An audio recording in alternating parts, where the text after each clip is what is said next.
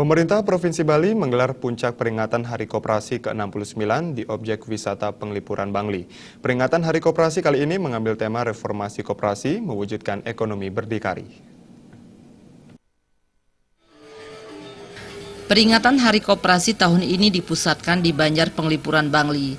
Dalam peringatan tersebut diharapkan pengembangan koperasi di masa sekarang dan masa mendatang harus ditempuh dengan paradigma pembinaan baru yang beresensikan beberapa hal, yakni menempatkan koperasi sebagai mitra dalam pembangunan, menciptakan pendekatan secara konsultatif, serta berorientasi kepada pencapaian sasaran kualitatif dan kuantitatif. Tujuan pokoknya menjadikan koperasi sebagai badan usaha yang sehat, mampu mengembangkan usaha yang berbasis kepada kepentingan masyarakat anggota secara layak dan mampu beradaptasi dengan pasar yang bersaing. Dalam kesempatan tersebut, Wakil Gubernur Bali Ketut Sudikerta mengatakan kekuatan hidup sebagai badan usaha yang dapat tegak dalam zaman yang makin maju harus dimiliki oleh koperasi.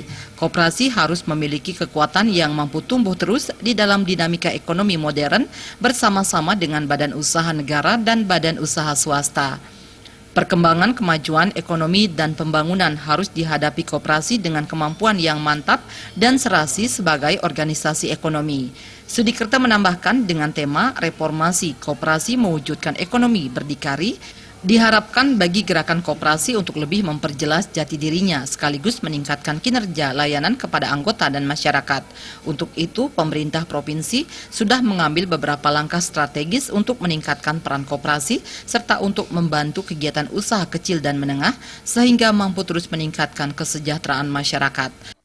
Yang dilakukan oleh Pemprov untuk pertumbuhan ekonomi kreatif kita yang ada di UMKM kita yang ada di Bali adalah satu, melakukan pembinaan melalui pelatihan-pelatihan ya ke koperasi-koperasi, kemudian studi banding, kemudian menyediakan penguatan permodalan baik itu skala besar maupun skala kecil. Itu ada LPDB, ada KUR, ada bantuan penguatan modal juga yang berjumlah 12 miliar itu bisa didapatin dan lain-lainnya.